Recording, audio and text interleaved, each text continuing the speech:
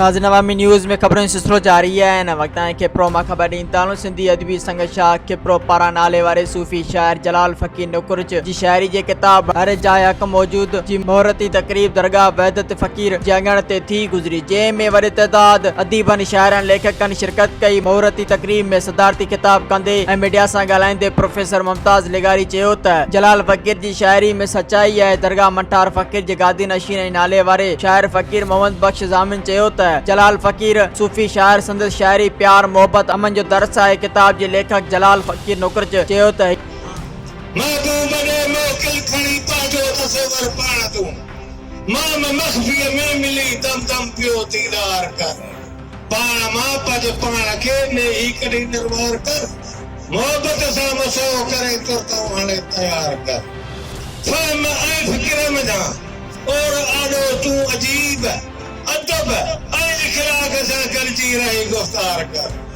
इश्क को आवाज आहे रूह जो, जण फ़कीरी राज आहे रूह जो।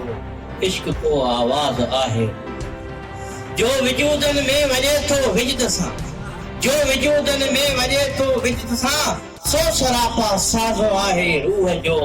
इश्क को आवाज आहे रूह जो, जण फ़कीरी राज आहे। ही बोली वहदत फ़कीर साईं तसलसुल आहे। असल में सूफ़िन के सही सुञाणण जी ज़रूरत आहे। इन मौके ते उस्ताद इमाम बख्श मंगरियो, अब्दुल मनान लांडर, पुनल कुंबर, अकबर एस मंगरियो, सैयद दिलावर शाह, रब नवाज नुकुरज, हकीम मुनीर लिगारी, अब्दुल हलीम दर्स, अमर अब्बास बंबरो, हाजी शाज राजड़, रमजान कासिम, न्याज मंगरियो, मोहम्मद हसन सोलंकी, उस्ताद अमीन राजड़, मंसूर मरी आजिज समेजो ऐं ॿिया पिण मौजूद हुआ। मज़ीद खबरों और तफसीलात के लिए विजिट करें हमारी वेबसाइट www.awamiNewsHD.com।